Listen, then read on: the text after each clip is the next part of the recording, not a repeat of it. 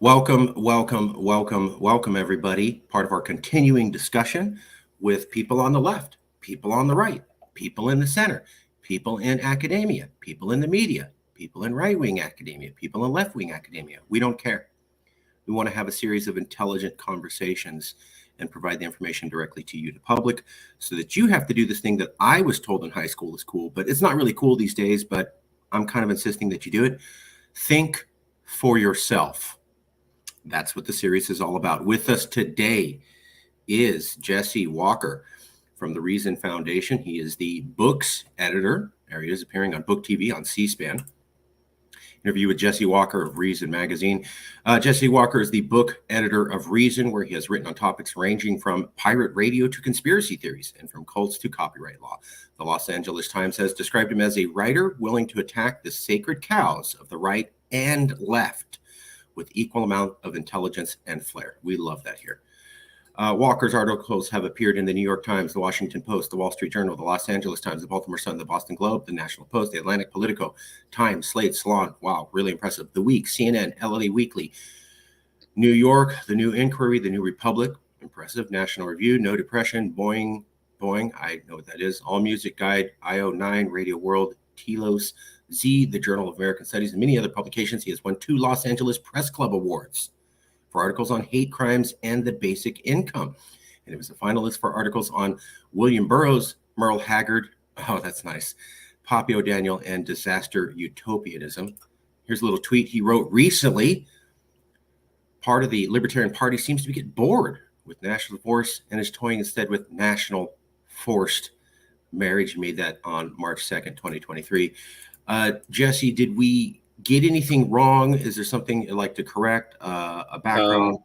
His nickname was pronounced Pappy, not Poppy O'Daniel. But otherwise, everything was accurate. So, Pappy, sorry. No. Yes, okay. he's deceased, so he'll be. He's not insulted. To relatives of Pappy, sorry. Yeah.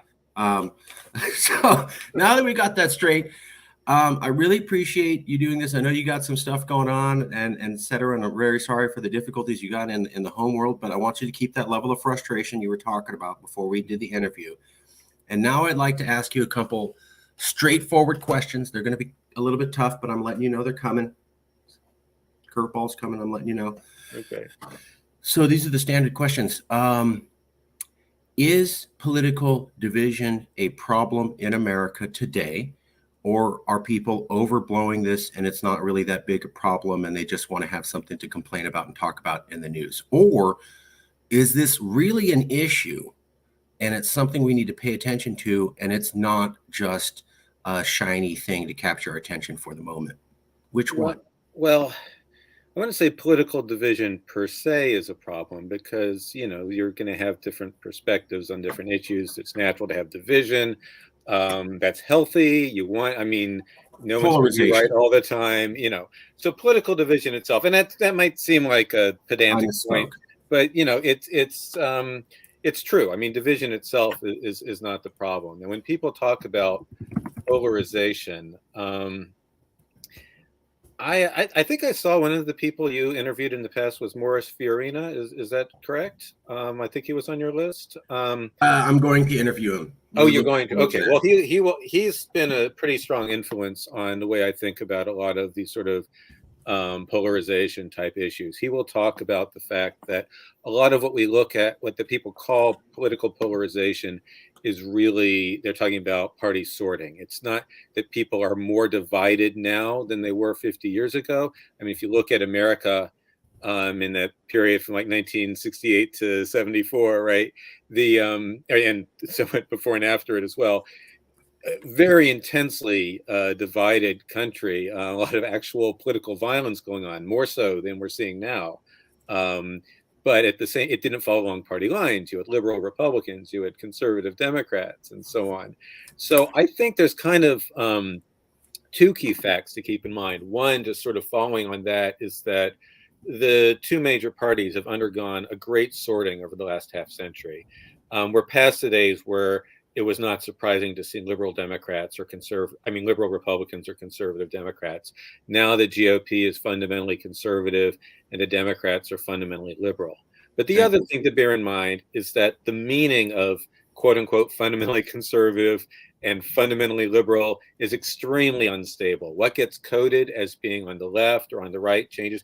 50 years ago, there are plenty of liberal pro-lifers, on the abortion issue. Now that is like the most, probably the most cleanly sorted issue there is. You can see like pro-choice Republicans and pro-life Democrats on the local and to some extent state level having some success, but nobody is going to get on at the current array of politics onto the Republican national ticket without favoring restrictions on abortion of some kind, and no one's who's not a pro-choicer is going to be on the national Democratic ticket. The last Democrat, and this is interesting, the last person on the Democratic national ticket who was a pro-lifer was Sargent Shriver, the running mate of George McGovern, who was probably the most left-wing Democrat. You have to go that far back? Yeah, but also think about that. This is the most infamously left-wing Democratic presidential ticket of my life. Oh yeah, McGovern. McGovern, for the audience, McGovern was considered super lefty in the 60s, just to let you know how lefty he was seen. I'm sorry. Yeah, no, I mean, he was let me put it this way. In 1968, famously at the Democratic convention, there were the Yippies and others were out, Abby Hoffman, Jerry Rubin, out protesting in the street, and there was a police riot and all this opposition to primarily the dominant forces of the Democratic Party. That was the convention that was taking place in Chicago, and that was the administration that had escalated the Vietnam War. 4 years later, protesters in the streets.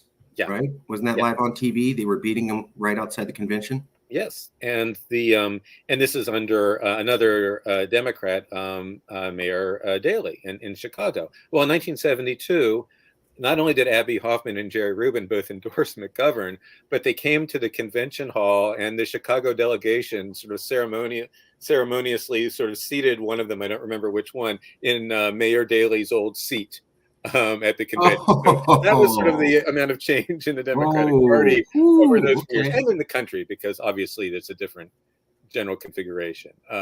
So that is, we got off on this tangent. I got off on this tangent. Sorry. So that's how much we think about the most left-wing Democratic ticket included the last pro-lifer to be on a Democratic ticket. And for that matter, this has to do more with just what the status quo was, but acid amnesty and abortion was what the anti-McGovern people tagged his campaign with. His position on abortion was that it should be up to the states. Now, this was before Roe v. Wade. So obviously leaving it up to the states is something more compatible with a liberalizing attitude at that point, a year before Roe v. Wade. But it still just goes to show how much these things can evolve. And we've seen this in plenty of other things. Foreign policy, which party is more open to being anti-war since the end of the Cold War, has basically come down to which party is not in the White House at any given time. I could go down through more issues if you want, but so what we've had here is people are very polarized, but they've always been very polarized. It's just that it's been sorted, and also, at the same time, we have to bear in mind that the issue sorting has changed. Left doesn't mean what left always meant. Right doesn't mean what right has always meant. I've watched issues just turn around completely many times in my lifetime, and I'm only 52. So there has been sorting. So let me repeat back what I think I'm hearing, and then tell me if I'm getting it wrong. I really appreciate it. By the way, you're well informed. I love having people who know history on. We've always had division. We've always had two parties. We've always had people arguing. But in the past, you used to have some conservative Democrats, and you used to have some liberal Republicans. And so there was some overlap between the two parties. Now the two parties are very polarized from each other, isolated and hardcore. And there really is no liberal Republicans in the party, and there's no conservative Democrats, at least not with any weight in either party. So there's no more overlap like we had in the 60s when we were polarized. Now we're totally as at each other's throats as we are. We're also separated politically.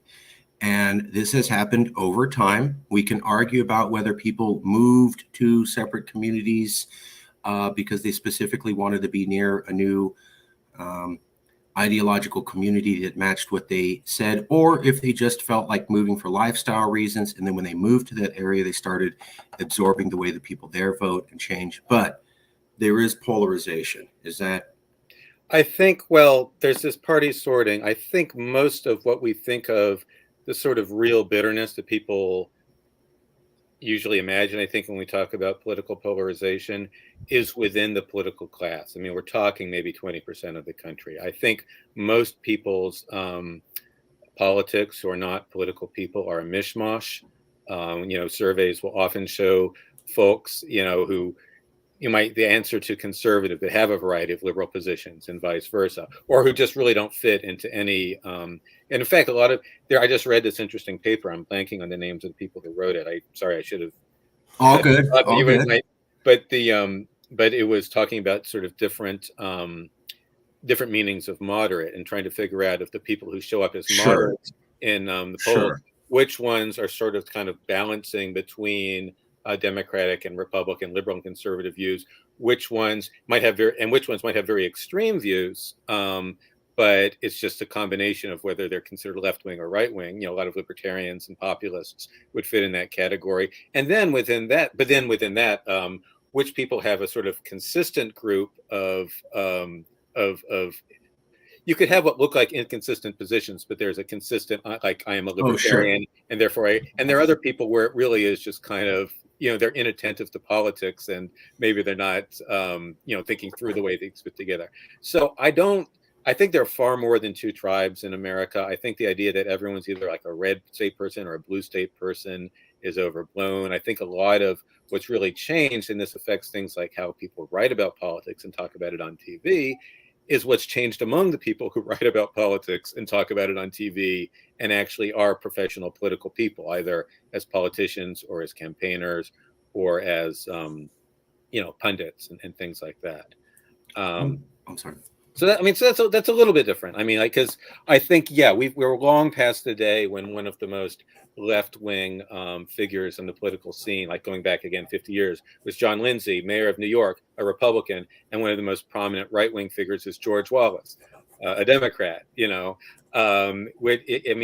kind of thing. Either people who are in that position either switched parties, or in both of those cases temporarily joined third parties, or sort of moved with the or changed their politics. I mean, Wallace famously it used to be the big foe of the civil rights revolution, and then got much more liberal on race as soon as he realized he needed to get black voters to support him if he wanted to stay in office.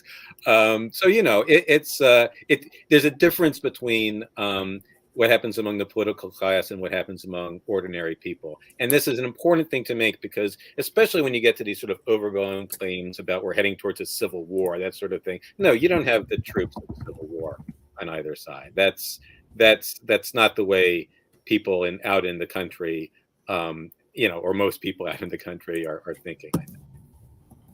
Okay. Can I show you a map and a chart, and then ask for your opinion? Okay, so this map is from the New York Times. It's also been backed up by 538 and a lot of other places. In the top left corner is a map of America in 1992 at the county level, so really fine-grained.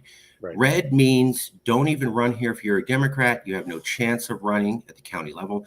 Blue means don't even run here if you're a Republican. You have no chance of winning at the county level. Gray means voters in those counties are open to either candidate.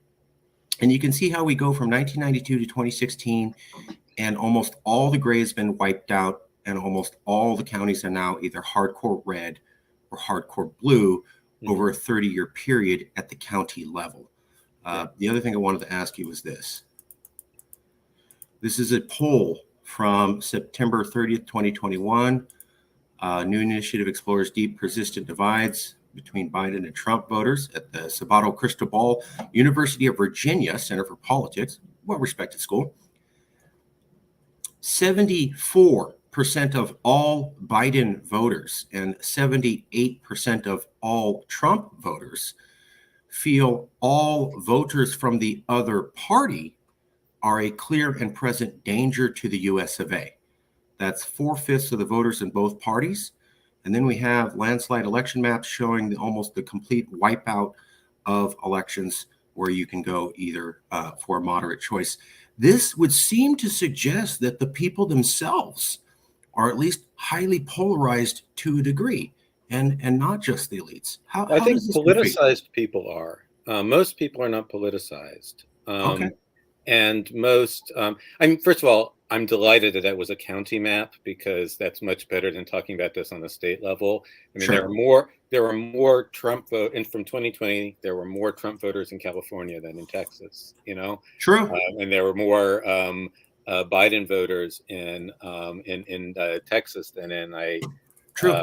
yeah, I mean, it's just, and a lot of that goes down more towards, urban rural splits, and then the suburbs are contested and so on.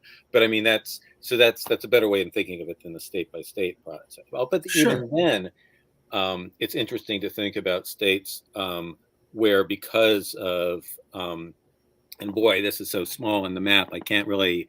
So let me see if I can. Yeah. It's a. Sorry, it's at max.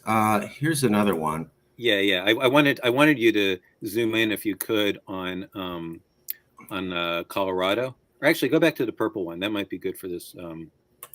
The purple one. Yeah. You These. Yeah. Oh, there was one that was larger than that. But Here they are. I'm blowing them up. yeah. So, sorry. I'm just going to scroll. Yeah. Put it to the. Oh, here we go. So, I mean, look, it's interesting to see, like, sort of places like where the purple are all in all. I can't really pick things out as closely as I'd like to. But think about a state like Colorado, which has a Democratic governor, Jared Polis, but he is. Hang on a second. Do you need to? Sorry. Here. Oh, good. I need this too.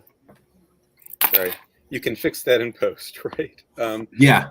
Think about a state like Colorado, where you've got a Democratic governor, Jared Polis, but he has a more, I don't want to say libertarian position, because he obviously favors all sorts of interventions, but he tends to be more market focused than, say, the Democratic governor in Michigan.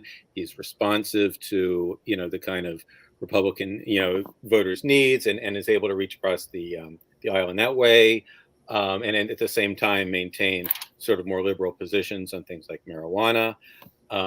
Think about the way that there are Republican governors get elected in primarily Democratic states, like until recently Maryland, where I live, or up in Massachusetts.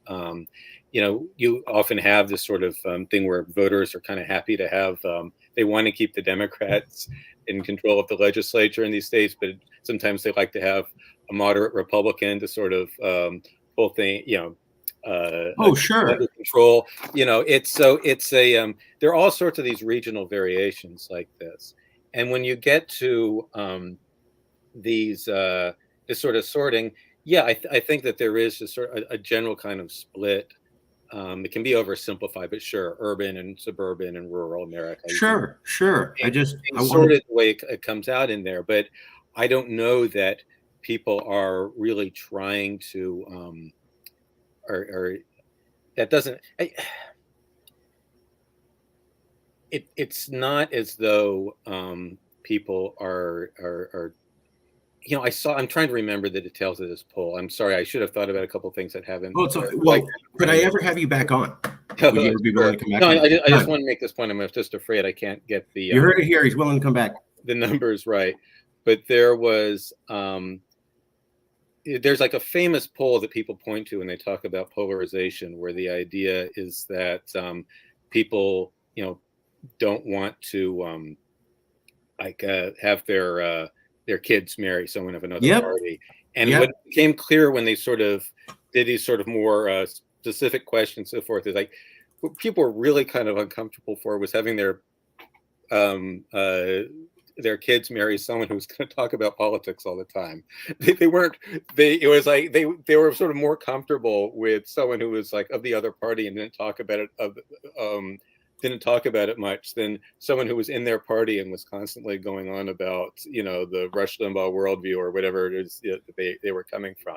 So a lot of these very bold contrasts in the maps and in the polls sometimes look different when you look down at the specifics like that. And again, I'm sorry, I don't have that. Oh, it's fine. We have the poll right here. But But isn't it kind of shocking that it went from 1/3 of the people, not the elites, average people across America, 1/3 said don't date outside of my politics, to 50% within 8 years? We went from 30% to 50% in 8 years. And part of that reflects the political sorting too, because in the past you could not make as many assumptions about somebody's politics based on what party they were in. Sure. And part of that also reflects kind of the craziness of the last 8 years, where if you're getting people talking about these things, they might say that. I mean, one thing I'm sure you've had shows where you've talked about the phenomenon of negative polarization, where people are more opposed to the other party than they are loyal to their own party. There's a lot of that. Yeah, there's a lot of that. And so one thing you often have is that on one hand, on the national level, one thing that you can conclude from that is that a lot of people are settling for the party that's closer to them, but isn't necessarily what they really want. Because when you're limited to two sets of issues and the two parties are polarized along those issues, but most people's views are a mishmash, you're gonna be doing some settling, and you might be more motivated to vote by fear of the other party. But the other thing a lot of surveys have shown, and I'm sure you've seen these too, is that people are very bad at sort of when you ask people to describe the other party and like what its belief, the modal member of the other party's beliefs are.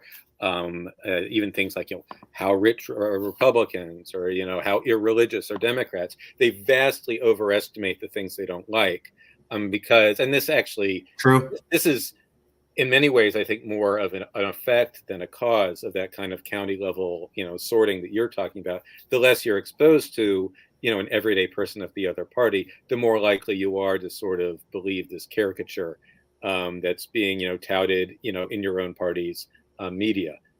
But again, most people are not especially political. Even that poll, I mean, the most disturbing numbers you showed, the ones about the Democrats and Republicans talking about, who's a clear and present danger. For one thing, you have to wonder how much of that is them talking more about the party than the members of the party in terms of what they're thinking of. But also, you're talking about Biden voters versus Trump voters. So already you're excluding the half of the country, or whatever it was in the last election, a little less, that didn't vote. And then you're sort of cut off like the 30% who didn't agree with that. It's still ultimately coming down to, not even half the country having views like that, even before you get to the question of how much is people just sort of, doing signaling when speaking with a pollster. Well, that we know of. Yeah. So we didn't do a vote of non-voter. We don't have a poll of non-voters to know where we are. We're assuming what they think. We only have this poll of voters. We got to wrap it up here. I'm sorry. I do want to have you back. But before you go, I'd like to ask one question I always ask of everybody. Mm-hmm. Picture you're someone else. You're not you. And you're watching this interview. And you were informed and you found it a good talk. But 5 days from now, you're going, you know what? I remember this talk, and I remember the guy talking was pretty good. And I don't remember it all clearly, but he said this one thing I can't get out of my head 5 days from now. What would be that one thing you'd want everybody watching this video to remember? The one thing that I would want everybody to remember is that most people's politics are a mishmash. That the meanings of extreme liberal or solidly liberal and solidly conservative are not stable. That they vary from one time to another, and even not even just in terms of where opinions change, but what issues have salience from one time to another, and that most of the people out there in the country are not your hardcore I keep wanting to use Rush Limbaugh as my example, but he's dead. Your hardcore Sean Hannity listeners, or conversely, your hardcore like Rachel Maddow viewers, that it's a the country is a lot more mixed up and in a good way, and colorful and diverse than any map that only shows two colors could ever represent. I want to have you back. Is that okay? Hopefully it will not be on a day where there was a furniture delivery. No, we'll plan it a different time. So no furniture moving or anything. I apologize to the viewer for any time no, because that was the deep state. Distracted by my attempt to get stuff up the stairs here. The deep state was messing with this furniture, folks. Absolutely. That's why they didn't want us to do this interview, so that's what happened. But we're not going to stop. We're going to have them back, and we're going to continue when there's no furniture issues. Okay, I'll talk to you soon. Thank you so much. I'll send you a copy of this in an hour. Okay, I really appreciate it.